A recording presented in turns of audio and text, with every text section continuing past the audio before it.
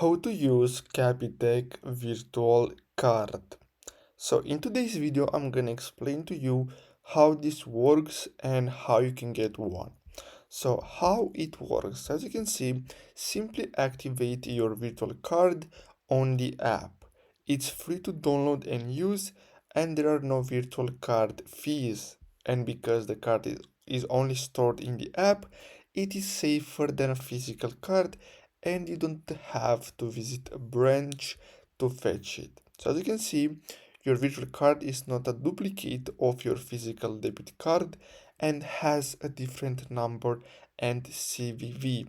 In fact, it's a completely new virtual MasterCard that is linked to your Global One account. So you can simply choose to use it as your default payment card or enter the card details at checkout. Now, how to activate your virtual card? So you're gonna have to sign in and tap cards on the app landing screen. Then tap the virtual tab in the top right of the screen and then simply tap add virtual card, then follow the activation steps to complete. So basically that's all for today's video. I really hope you found this video helpful. Don't forget to like and subscribe.